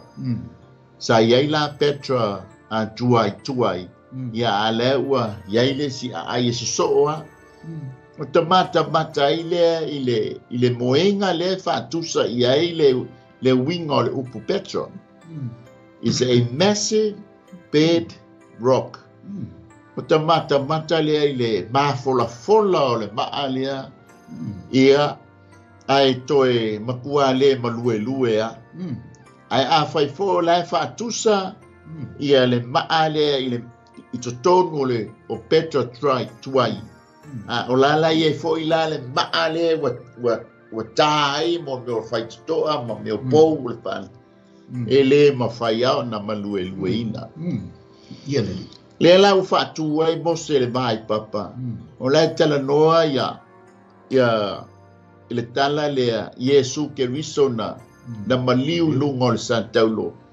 Ua bai lua inu wa tae le papa. O le whaabai lea o Yesu Keriso. E tāua ai le tū o le tangata le mana o le apostolo e whaoleina. E leo ni talitonunga o ni lotu po ni talitonunga o tāpua inga. A o le tū o Iesu Keriso a o le tātou whaabae, mau tū tātou te tutu ai. O na mau ai leo lau tū ma lau tū. A o le upulea mai I o le tāofi o le tāofi mawina. O le ata fo I leo o tātou tangate o le anganga pa ia na te whesoa soani I a te oe mau. E tā ofi I mauwina I tā ua. Leanga I leiso tā poto, I leiso tā malosi. A le mafua anga le na mai ai e Iesu Keriso, le sui lea o ia. O le anganga pa ia, ina ia, a o tātou tutu I lunga o Keriso. A whesoa soani le anganga pa ia, e pui puia lau tū ma lau tū. Na taulianga, whaoso mai le matangi, ina ia testa I le tino le fale. O le matangi, a o lo longa e tofo ina le malosi al whabai. Ai sau le matangi, o le ata lea o le anganga pa ia, e whesoa soani I lau tū ma lau tū. E whesoa soani na te tau fiina lau tū I lunga o le whabai. E tau fina foi lau tū lunga o le whaamai. Pe iau na tala noa foi le whaasoa na pō. O lea nga I mai le pōngi sā. E iai lona tupu. E iai le tupu le pōngi sā. O lona I ngō sā tani.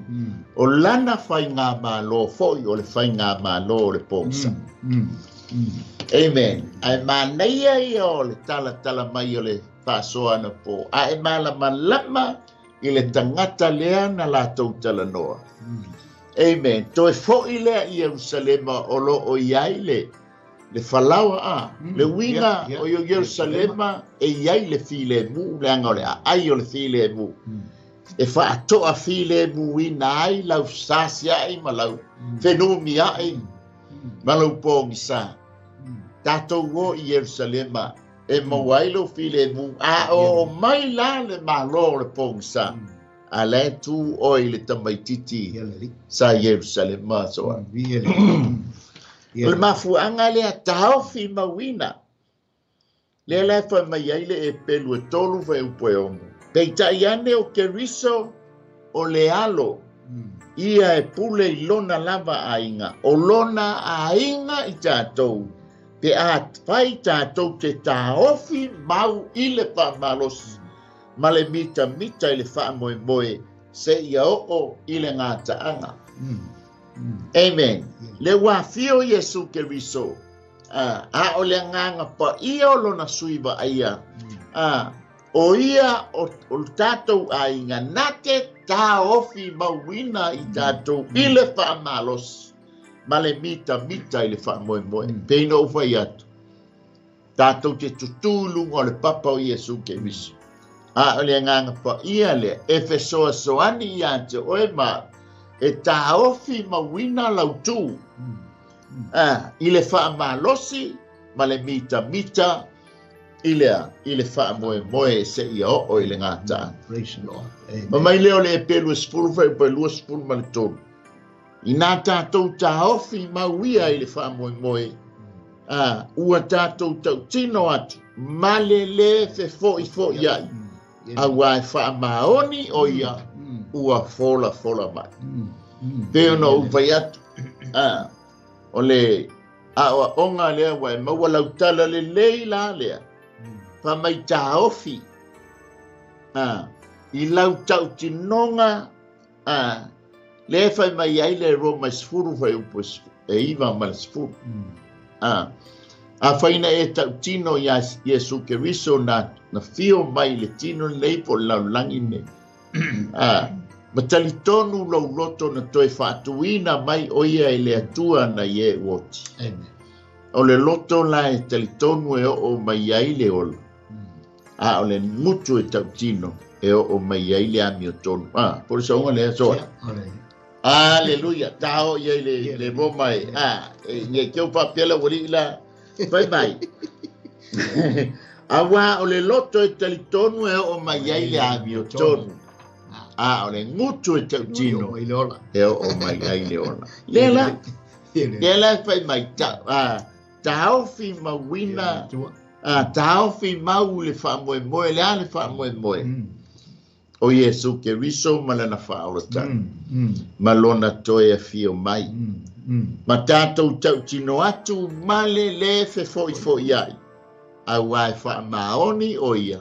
Ia na fola. E tau fi mau ia Yesu malana wha ola tau. Tau fi mau ia Yesu malana tala le lei. Awani o tātou tu mau toi o tua. Tu mau toi o tua. E leo stangata lea ua matua ia te riso e pe whamei e peru e ono. Whai o mua se io i le ono. Amen. E le whelafo ia hai i tātou e pe o pe au o le sami. Aia, ai tā ofi lau tau tinonga. Lau tau tinonga na e talia ina Yesu ke riso e whai mō wali e mō whao. O le ala le bebesi mai ale nu o le pōngi sā, po le malo, pōngi sā o sā tani malo na malo. Awa e tā ofi mau i le mea wa iato e. Ne ia vea e se tasi. Ne pa ma wha amu ia mai e tusi e whalinga. Ia e tā ofi mau i le mea wa iato oe. Ina nei a vea e setas. O lea, o lau Yesu malana wha o tana. O lana lea tala le lei, o le tala e le lei o Yesu ke riso, tātou te sawa i le ola e wha mabau. Te isi se au wha soa la tau atu dai malona lima. Manaya. So alo. Naftai mo le vanola. Ai pei fo le lana e tau wha manino mai vaenga ia. E pei fo na ia ile. Le tu mau runga le papa. Wa le mele na o mi Yesu o le tangata poto ai e whaabaelo na whali. E lunga le papa. O i le papa le le pena sao noa. E sao, e wale ase si papa. Papa mau tu, papa mau sali. Papa i le mangai e te meta. E tu mau e pena sao noa. A o le tangata se tu lo sa mo lo fa o po le tua al tangata valea e ia pe a fa lo fa le lu mo le noni a wale wa ta wale matang ya nga nga pa ia so we test the fa le pe o vai nga ia o le mena me su o tangata potola e fa vai lo na fa le lu mo le papa tala noala fa vai i lu nga ia Yesu tu lu mo le papa e le lo tu e mau lo tu e mau e te malo fo le papa fa na tu e por tu na mos an tu e lu mo le papa. Ya, e peila ole ato na mare fina ngalo le tua. O Yesu fa alia mai mo tato ina le fenga inga po ina wanga mai Yesu fa vai o tato fa. Fa vai ia. Na fa ia Peter. Ia, Peter. O te ati ia ele o kalesia lu papa. Ia ti ele o kalesia lu papa. Ele se kalesia la a oe, ele se kalesia maua. Ta o. Al kalesia Yesu. E le o vaenga fo ia e pe o tau fa tu te tai ma vaenga fo ia pe nei le au fainga renga le tu e fola ia te tato ona o le tala le o Yesu e mori o i loto tangata ina ia tu maule Yesu le i te tono loto tangata uma awane i maru e lue pe ngai e le fa vai le o le fa vai na a mau e tangata uma ia o le atoanga ngar fale atoa e mana o ile tua ina ia o mai matangi o le olanga nei e le mawhaina maruru e tona e sa ngoga o le whawe tonu na le anga e tuere upu ma le whingalo le tuere o whai ngarwenga e mori e te atu oi e le o mori le kalesia e le o mori atu le teriturunga ai peitai o lo mori atu pea i le ao ma le po ma teimi uma i lau whaafonga ma lau sila mai mo e te mai mo i por kalama i le fionga le atua o lo mori o te tātou ina ia tātou mausali ma tā ofi le upo le atua ma tātou tunga wai e alo se sonetu lea ia le tua mo le whaasoa le vua e lala i lungo le lao ai so alo tala no foi le ostoina ma silo matua ia tā ofi mau le mele ua e a tātou iai tā ofi mau lau ngānuenga tu mau lau ngānuenga amen Tau fi mau li tātou tali tonunga ia te ia ana whaamanianga. Ma si whaafetai, ma si whaamalo le toina. Ma le lo matua. Ia ono lea ua mangaia le la ai i le alofa ma le anga le lei o le ali. Amen.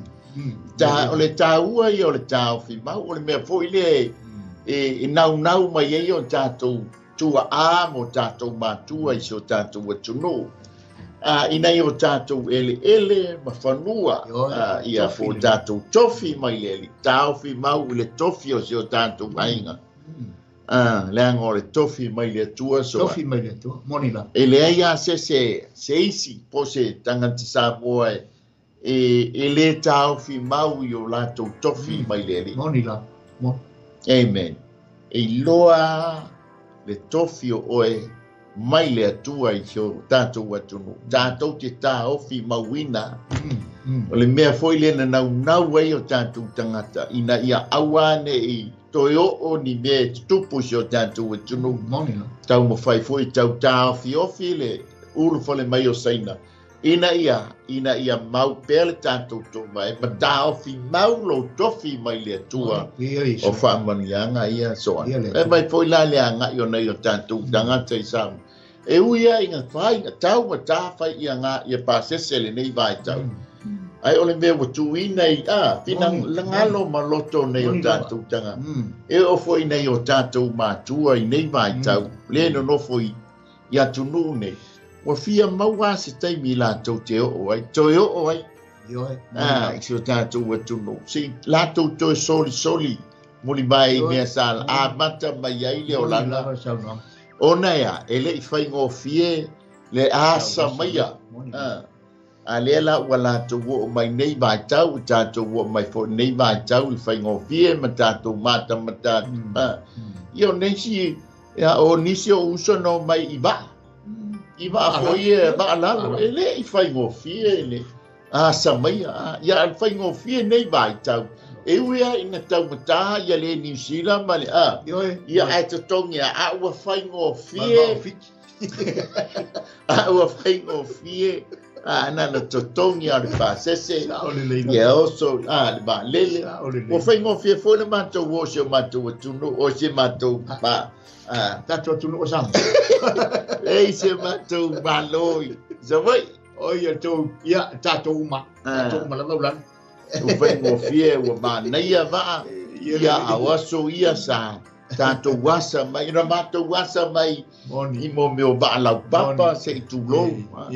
Ia nei mai tau o whaingo fie. Sa whainga tā. O na tau mo whai mai se o tātou atunu. Ia e mi ia leli. Lea ua tātou pa whaingo. Lea ua tātou sapi ai. Ua whaingo fie. Ai sa wha. Ai lei wha whaingo fie ina lona wha taunuina. O le vaenga le alona lima so alo le la tau e. E maua le whai upo e lua. O lona wha upo ina e wha pia e ta tau o na talitonuina mai le loto. Wha mai le whai upo e lua. Pe a whai wau tau le talia fua. O le winga o le tala Paulo. Tau tele Italia ina fua le tala le lei. Ai ole mea ua talitonu i ai lo loto. Peila na whai mai ei Paulo i le afo ia. I le Roma le sfunu vai upo iwa ma le sfunu. Ua talitonu lo loto. Na toe whatu ina mai e suke viso na ie ua. Na ie ua oti. Wha mai lea o le loto e talitonu. E o mai ai lea mi o tonu. O le maa naia ia o le talitonu o lou loto. O le talitonu o lou loto e o whatasi ma le whatuatua. O no le whatuatua ua e talitonu. Mafua anga lea nā lai o na tauani o tonuina ia le lua i tamau a pero ama. O na ua talitonu lona loto. I le upu le ua talanoa mai ai le atua ia te ia. Na ave i whapulanga na whesili ta maloa. O lo tofi e po sa ua tali ia le tamare au na ia te. E fa mai le atua le ai. E whanau mai a Sara. Ai tau masala foi le toi ina langa umatua Sara. La avele I fafo I taino le la tala noanga ma wha mata I fetua le langi. Pa mai le atua a pero amo a whai ma whaiona e whaitawina I a fetua le langi. E wha pena o na toa tele o lau whanau. Pa pena fo ila ile ina ua wha mata I le one o le matawhanga. Le tala, nei o le tala wha mai o na tali tonu dea o le loto o a pero amu. Ma wha tua. O lona tali tonunga ua tali tonu I le atua. Ale ma nei a lea wha mai Paulo. Tau tele ino nofo talia le tala le lei. Praise the Lord. Ai ona ua tali tonu wina e o tau loto le tāua ma le matangofie ma le ngā ruenga mahea Yesu Keriso lea ua ufola ina atu I a te o tau. Ona talia lo le o tau I o tau loto. Tau lia foi so alo le loto le mea whamaitus pa ia o le mea wha ole. Ai a malie le loto. O le tangata, o na whai mea le leilea o ia I lea tu. E le whaatula whono I na foi, lana ngā luenga le lei mo le atua, I na ua malie lo na loto, ma ua talia ina I lo na loto, le maliu mai o Yesu Keriso I le tino le nei.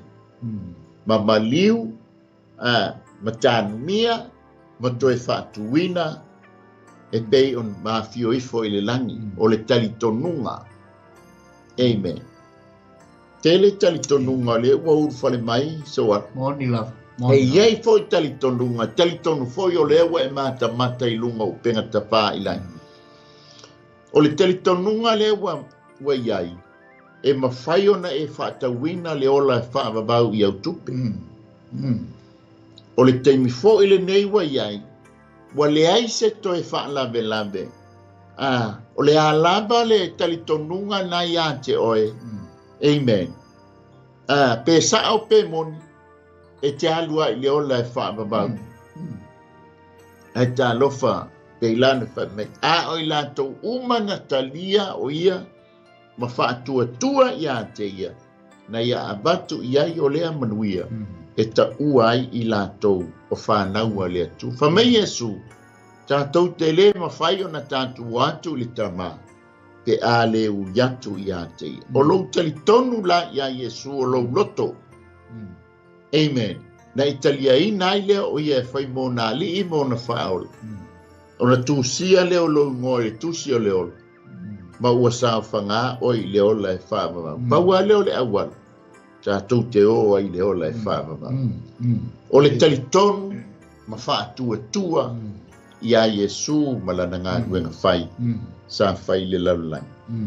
To alo vanga na lima. E tatau o na tali tonuina mai I o tātou loto le tala le lei.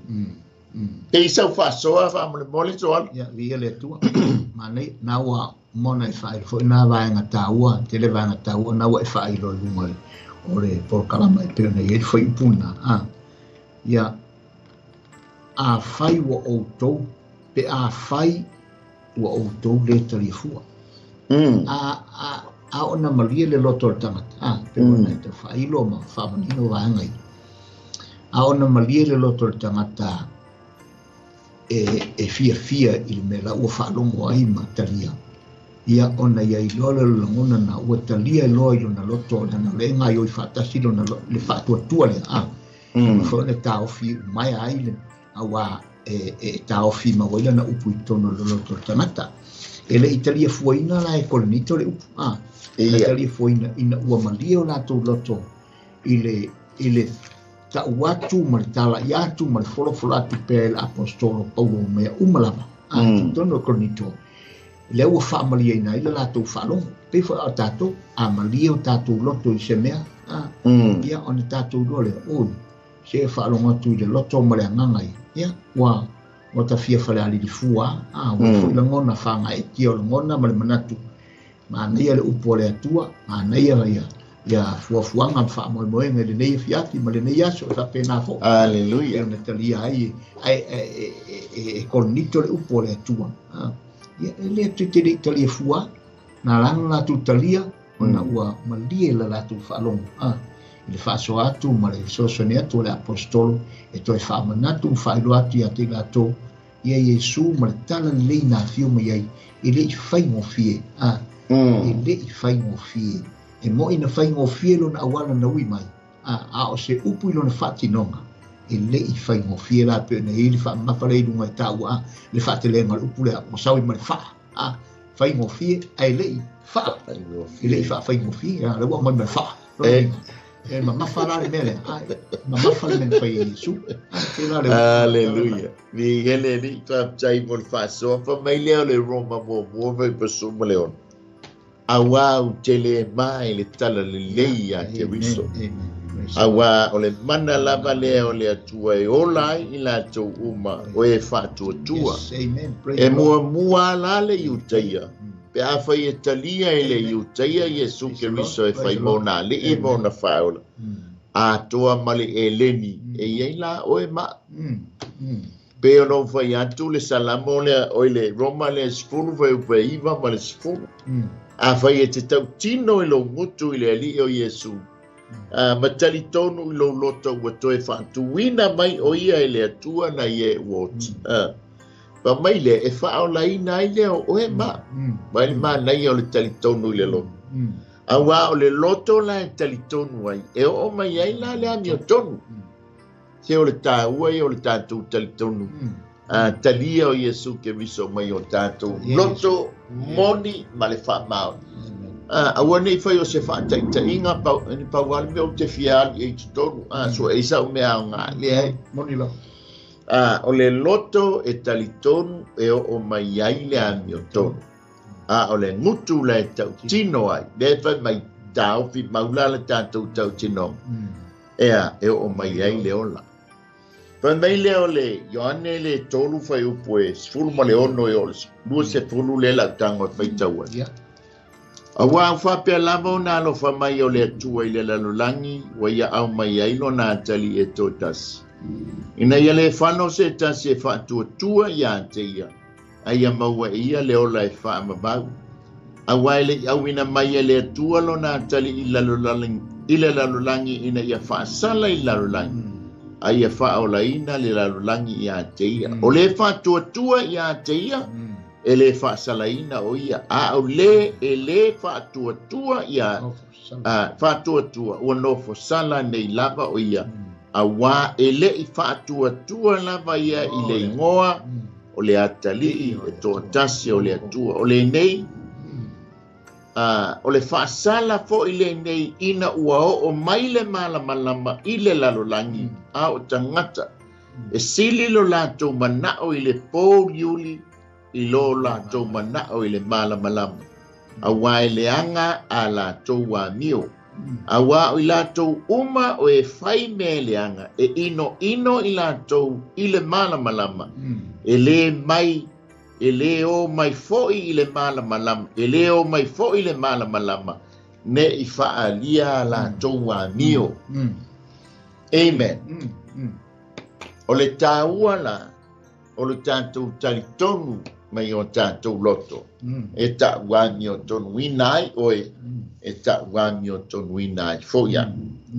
La tāo i whetū pupula ia e mo mai i. O le wha matua wha manino inai le apostolo ia Koronito. E maua i le whai upo e tonu. Ma le te o le whai upo e lima. Whai mai le whetū pupula, e wha whetū pupula i o le tala le lei. O le atoatoanga fo i le o le tala le lei le tau whailo mai me Paulo. O le vaenga mua o le whetū, o le whetū mua le wha emo mai i, ma whailoa mai e le apostolo ia Koronito e te maua e le whai upo e tolu. Wha mai le whai upo e tolu, na maliu Keriso. Wha mai le whai upo e tolu. Awana o tu ina atu ia te o tau mea mua. O mea fo ia na o maua fo i au. Mua na maliu ke riso e sui a tātou anga sala. Amen. O le fetu popula mua le whailo mai e Paulo i a Kolinito whapea foi oe ma ule nei tai au. O le atoatoanga foi lea o le tala le lei po le complete salvation. Yes, amen. Mua na maliu ke riso. O mai le whaiupu o i le mtaupu lea e pelu, tusi e pelu e mtaupu e iwa whai pa suma lima. O le mea foi lea o loo whai ai o ia mapuruvanga. O le whea ngai ngā fau ona o lona maliu. O lona maliu foi e tongi o la ina ia ngā sala. Na whaia a o le mea a o le muai whea ngai ngā. Ia mauai e i tātou ua bala a wina o le tofi e whaamamau na fola ina. Ka maile tana atus pa ia e le i awina maile alo le atua e whaasala i lalulangi. Aia whaola ina le lalulangi. O le baenga mua la le po le fetu pupula mua le wha emo mai e apostolo i e whaamau ni ai le complete o le salvation po le atoanga o le tala lelei mua na maliu ke riso. Pe isa whasoa ia le ri ma naia ni ia le atua tao oa i le auma o mea uma le fetu lea o tasi lea fetu pupula e pe ona e whairu mai o le tasi lea vaenga tāua o le atoa le tusi nei le apostolo Paulo. E mai se fo tu singa ma le ufai evangelia. Mo ni mawina mai le maliu lea o ke riso Yesu. O lo a vea lava le nei mauma ma le nei fo ia tai whaailoa mai a te tātou. Na maliu a Yesu ke riso mo tātou anga sala mo tātou umalava. Na fio mai na te le whaailonga ina i tangata. Na fio mai e maliu ma mai le tongi ola mo i tātou.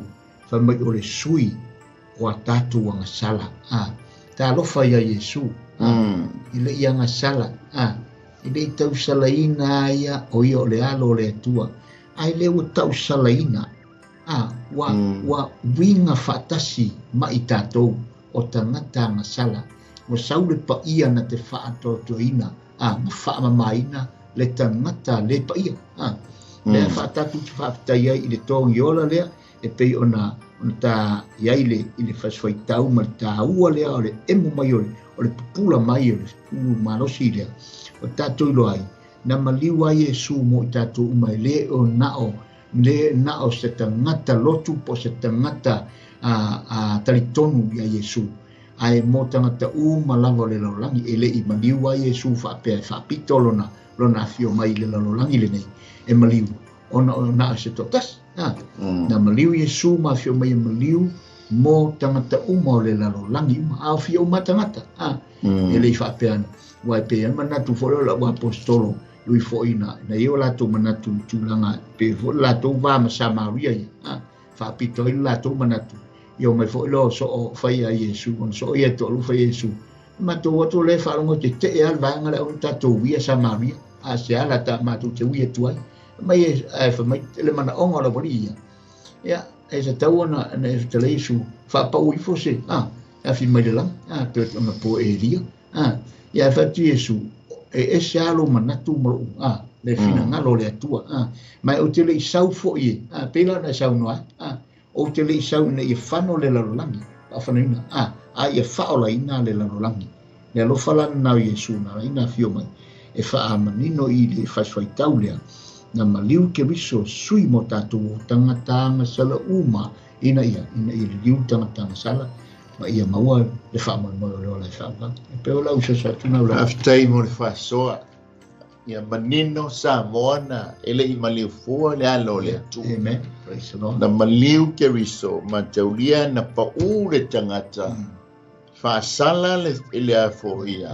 ia a tamu ma eva fa sala le ngat ai ta ofi mai le anga sala le anga le se tino le anga sala al mafu anga le na fa tino ai le finanga lo le tua fa mai e su lon tama ia fa ia se tino moa o se wato fa ia lo finanga lo ile la lo langi langa wa le pe tau le men ave ya tamu mama fuai ona fa ia le tino tangata o Yesu Keriso mata o tino anga sala ina ia maua ia le anga sala le na laio na ta Yesu mamaliu Yesu Keriso ina ia ta ofia ilo i mafaangata i ia le fainga le anga sala ina ia awani o tātou no nofo i le tūnga mau a ia tātou sao u mai leola e whaamabau o le mele wha mai leo le kolose mua mua ve upo e lua se fulu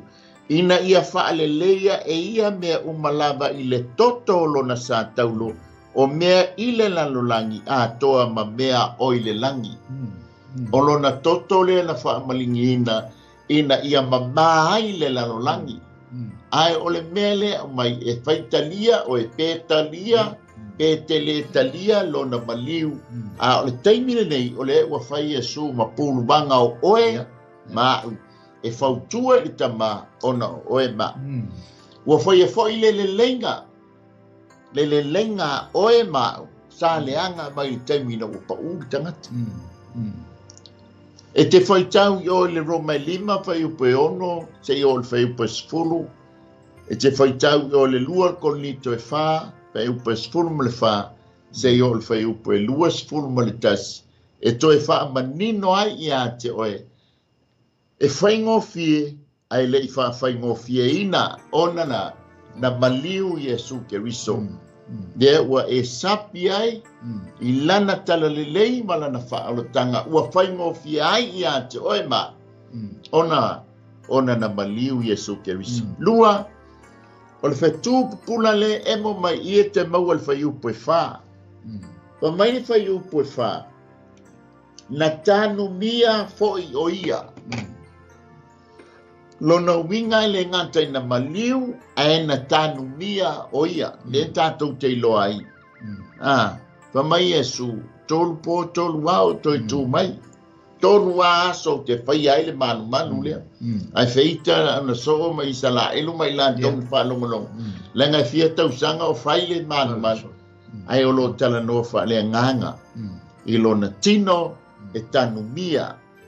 Pa mai leo le mātai o luas fulwono whai upasuma lua. Awa walilingi e ia le neisu au u.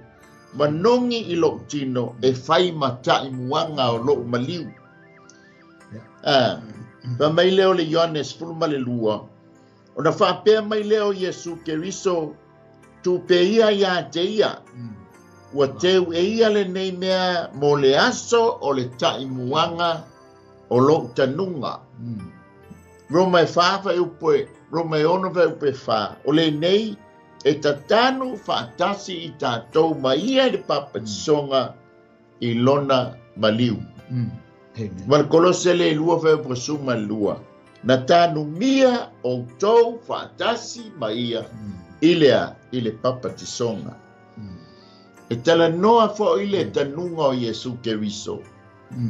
I le papatisonga i le taimi e papatiso i nai i tātou. Aleluia. Ai o le fetulo na lua leo lo emo mai ma wha amala malama le apostolo Paulo i a Kornito. E le ngata na maliu Keriso. Aia, na tānu mia o ia. Amen. Ia pisau whasoa. Ia le tua. Ia, ai le i o atu baenga ia lua muli muli. Tau ia malta taimi zoa. Ia le li. Ngā loa whasoa i lau sunga. Nā hua mane, nā wa e mai atusi si ina. E whamanino e fo i le maro le au. Whafonga e mai fo i le atuno. Ia le atua. E pei o nā umaneia. Pei e o whatasi o le tanu na. Le tanu whatasi. Umana tanu. Papatiso. Le papatisonga. Le papatiso i nai. Le nai au mai le apostolo Paulo. Manisi vai ngā tusi si ina tis whaitau. Ngā pele tatu tate wa ea tui. Na tanu whatasi. No inga o le upu lea tanu. No inga e le tue ari mai runga. mana o ia tanu o le ngasala tanu i lalo le ngasala i tatou tanu mi ai lona tino ina ia ole ata lena ina ia tanu mia tatou ngasala au ne toe manu mai lunga le ngasala tangata le ua te tanu whaatasi mai te wiso Iesu le manu malola na le na Iesu te whailo mai ino na manu maloa iai ina ia toe tu mai le aso tolu pe ona saunua ole talana na uli an whaio na whaafena e whamai e tolu na waso whaletino la tu mawafau ma la tu le manino mai loa le poro kalama le atua le mai ngoro na alo Iesu ina ia maliu tanu mia awa ale tanu mia le tino le tangata ale tanu ila e ilon te tupu mai po le whaano le apostol so se fatua pala e mwhaini tu ila ona ale on toi fua mai le ona toi tupu le fatu le ala na pala ale pala le fatu ele tupu mai se ale pala le ala ta te vai le ata le fatino Iesu le tanu mio Iesu ala men tu le mai na toi tu mai Iesu o le tatupu o le tatupu e ton tautala mai isai o i o le tatupu to e tatupu mai le to tongo mai o le mai fou le un foi tatu ma o le fa moe mausali le tatu te vai atu ina wa tanu fatasi lona soifua pa ia ma tatu wa masala nela na tatu te oli tatu fia fafitai wa tanu mia fatasi tatu wa tanu fatasi ma tatu masala au ne to e manu duma la ta fo na marta o vai o patso ina ia fu ina i tatu fa mai ile le mal palpala le mana unia ile tua o tatu tino ina ia fa pe ona tanu mia Yesu Kristo ma toi tu mai o ia fa pe na fo lo fina le ati tatu amen tai mo fa so a viele ri ole petulo na rua tolu le emo mai e te mo al fa yu pule tolu ma toe tu mai i le aso tolu o lona winga o le fetu o lona toe tu mai mai le momoka con litos fulima ve pasuma lua a fai ua tala ina ke riso ua ia toe tu mai na ye ua e whapea ona fai mai o isi o tou pe whapea feo na fai mai o nisi o tou e le aise toe tu na ye wot Romans full whawhai upue iba. A wā o le mea lava lea na maliu ai ke riso ma toe tu mai ai. Ma ia soifu ai ina ia whaia o ia maali i woti ma wola. Mo monte sano ni e whawhai po suman wha. A wā a whai tātou te tali tonu wa maliu Yesu ma toe tu mai. E whapea foi o na au maia e le atua whātasi maia. E o momoe uma ona o Yesu. Yes, amen. Praise the Lord. Ka mai le momoko ni to sfulima fe pe luas fu. A o le nei wa toe fatuina mai ke riso wo ye wot wa avea ma fa polo o e wa momoe. Amen. Praise the Lord. O le toe fili le na mana o Yesu ke riso e fa umatia o le oti. Ne la fa mai ai Paulo. Le pese ai Paulo ma oli Paulo ma fesili tunga mau feo iai lo man malo feo ti feo iai lo tui feo iai le tui e fefefe iai so stangata feo iai lo man malo tunga mau lele wa bea tunga mau ma tunga mau ngao Hallelujah ona wa toi fatuina mai Yesu ke Yesu ele foi ngo fiel tanto fenga iai ma le malanga le maliu ma le oti amen praise the Lord foi bangaia le leita yao ia ponisi foi taimio watunu o to iai tanto soifuai ma tanto wola il malanga le maliu ma le oti ele foi ngo fiel amen praise the Lord aina fa ngo fieina ona ua toe tu mai lo wali ma lo faola o Yesu Kristo. E ui lava ina whaingata, ai ua whaingo fia ina ona o Yesu Kristo. So leo toe tu, o le ata manino leo oema, tātou te le no nofo i le tūnga mau, e toe whatuina mai oema. Praise the Lord, praise the Lord. E wina fai ngata, ai ole awala le fa mai paulo, ole awala tātou te whailoa iai mo loa lii mo lo whaola, mo loa tua, o lo tātou o ese i le tino le nei ala i le maliu ma le oti, ai tātou ulu whale atu i le ola e wha mabau. Te mai la le wha amu ia le Ioana, a le Tanielu e sfulu ma le lua wha e upe lua. Amu ia, o i e toa tele o e momoi le fuefu la tau te ala mai. Ta amu ia la mua, amu ia le ala mai le ola e wha mabau. O le tangata na te le italiaina Iesu Keriso, o lo fai le ami o le anga. Ta lofa e ala mai le wha whanonga, ma le wha alumaina po le ino sia e wha mabau.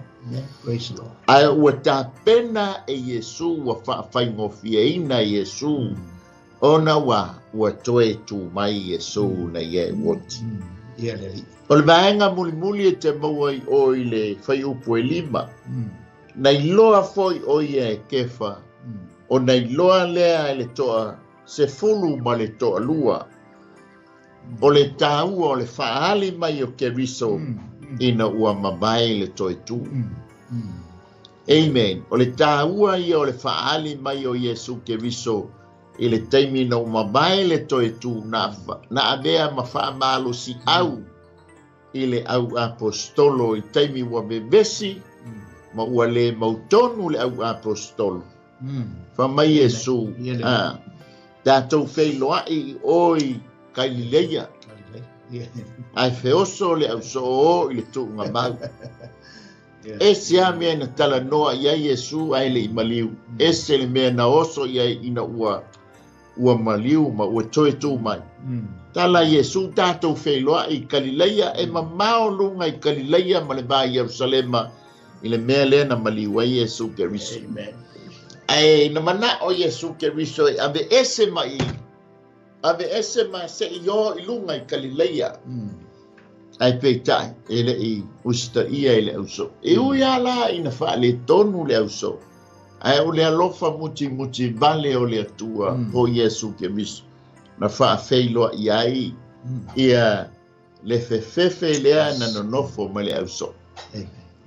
E ui ala tātou pa u. E wha mai tā vita e tā ua ia lo pa u i a ao yo a wai muti vale lo na alofa.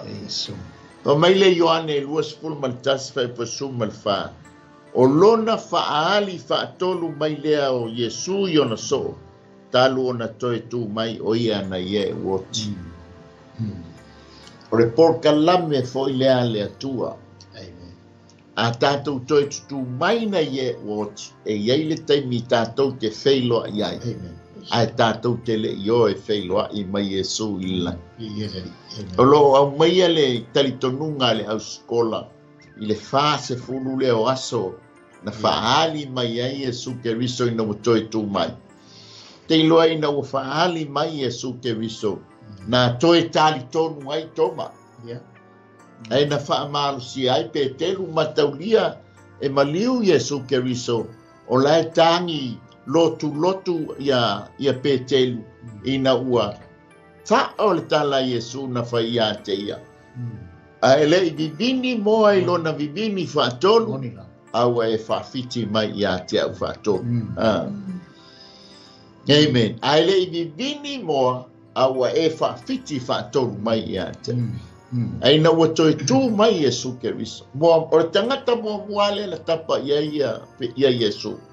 Ta'u ia petelu ua o toi tu mai. Ka pena fo i tātou. Me mei tai au e wha uma tuai le ma lu tai au o nau lea ua petau i maltaimi. Amen. E lei whai ngofie, e lei whai ngofie ina o na o mai le tala le lei i ato e ma. Na maliu le alo le atua. Ina ia whaafai ngofie ina ai i ante oe. Na tānu mia le alo le atua ina ia maua whai ngofie oe le tala le lei. O lona toe tu mai e wha mao ni ai i ante oe ma ua whai ngofie ona e maua le tala le lei. O lona toe whaahali mai ai le ia fio i le langi. E wha malosia i pea oe maa. Ua whaingo fia le tala le lei i ate oe maa. Tā mō le ale mea tā te whaia. Le ane tā ngā nuenga e whaia i le tala le lei. Lea wa e maua i lona whaingo fia. Ua malie ai lo roto. Amen. E na nā le tala le lei. E tā ofi le tala le lei. Te tia i le tala le lei. O le whaasoa le nei tai au. O lea ua e maua ma le whaingo fia. E te tau lana whai se tā ngā nuenga. Noa mua e ta tau ona ta whailo le tala le lei lea na mali wai e sukeris. Lua e ta tau ona e talia ina le tala le lei o le tau tau sa whangā lea i le ola e whaamava. Tolu e ta tau ona tātou sta ia tūlanga uma e winga i le tala le lei. Amen. Fa mai Paulo, ua te tanga mea uma, a ua le wha mawhana whana mea uma. Tā lofa mātua i lau whai unga whai. Ma ai ma le alofa i nai mātua i le lātou ngānuenga whai. Whanau, o le tala mua lea le tūla whono, ia e ava i lau tamā, ma lau tina. O lona i unga e te ola wha leva ai i le nei o langa. E tā ua le tamā ma le tina i porkalame e le atua. Amen. E le tā ua le tama ma le tama po le teine ma le teine. E tā ua le mawhitanga le tā ua o le tamā ma le tina. Langa o le atua o le atua o ainga. E le i whaingo fie la le tāpena ina. Amen. Aua e maua ma le whaingo fie. Aua la ne ina nā e tā fia. Aia, whailo, ma whailoa. A maua, ta haufi mawai. A maua, ia e tū mawai. Amu ia le tū mau. Amu ia le tā ofi le mea wai a te oe. Ina ne i whaoa e se tasi le mea wai a te oe. Samoa o le malu tai au le fa le nganga i le nei tai au. E whaingo fie, ai le i whaingo fie ina. Wa tātou maua, i le whaingo fie lea wa tātou iai. Pina ngalo leo le atua e te tau na whailo, ina ia maua sesia nganga. Mo ia malona malo, wa lata mai. Mana tua fo o le tātou te anga i atu le malo le pōng sa. O le fili, mana au ele ngata o lo tuli loa mai oe ma. Au lo tātou anga i atu i whaingatai le toi whaingo fia.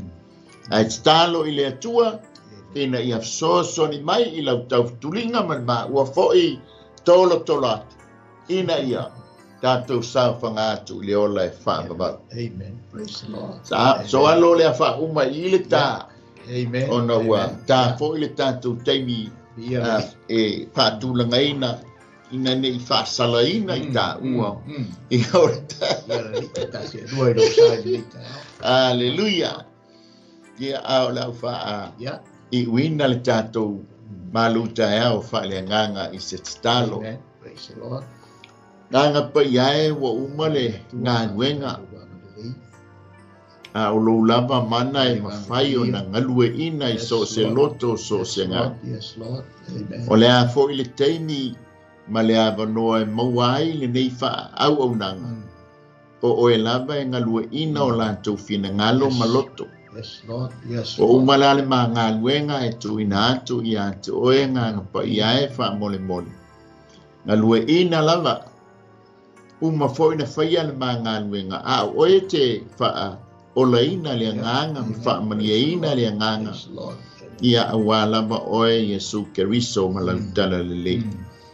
Wha mani e le tāpua inga si o mātu e tunu. Lātou uma o muli muli ta i le nei au unanga. Ia iai o manuia, whātai a te lātou na komeni mai, whailo mai, ia iai o manuia, malau whaamalo longa. Lea te talo tama, a walatu ia te oi e solo ma lee mo le mātou whaola, Fatasi ma oe ngang pa ia lo mātou so soani si. Amene, amene. Ia, toi whaftai atu lava ia tātou sponsors. Whaftai atu fo i atu oe na ko meni mai. Whaftai atu leo so au auna. Ia whawea mai Brisbane ia mā lor soifua pasta. Lo fo ile, ko meni mai ia vi ia le lii. Whaftai tātou titalo ma tātou ngā luenga. Mo ia malona malo. Ia whaftai atu fo CEO. So ngai a pasta mai ia mo ngā luenga mai maua nei mai le laumua le anga let sila atu. Ia o tua le ma background ia o lo tu mai aile. Whale lufi ai upo malo.